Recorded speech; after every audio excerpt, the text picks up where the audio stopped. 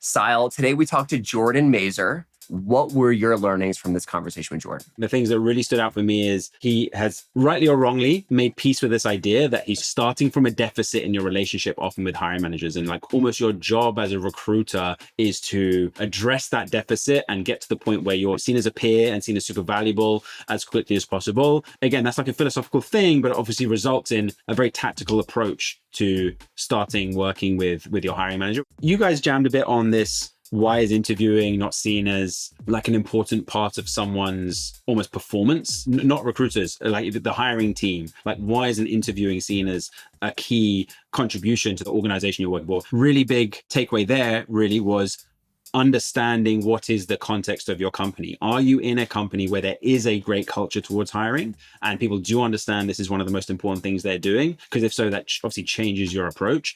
Or are you in a company where it's not seen as that? Actually, it's seen as something that sort of gets in the way of the day-to-day operations. And that's going to obviously bring about massively different tactics of how to achieve great hiring in a company as well. All right, so here are mine. And our first one's the same, but I will frame it as the formula for building trust starts by proving value. If you think about it in the context of recruiting, specifically what Jordan said is because there's so many bad recruiters, you start in this deficit. And then he goes on to say, like, even at Andreessen, right? He's at Andreessen Horowitz, arguably one of the best VCs in the world. He has to prove to founders that he's just not another recruiter. And the way he does that is by delivering value. So that's in the form of amazing source candidates, candidates that are active right now that are like perfect for the company, those sorts of things. And I just love that formula of like how you build trust is by proving value. The other one for me is interviewers are not assessors of the candidate's fitness for the role. The hiring manager is the go, no go, right? They provide the actual hiring recommendation. The interviewer's job is not to provide the hiring recommendation.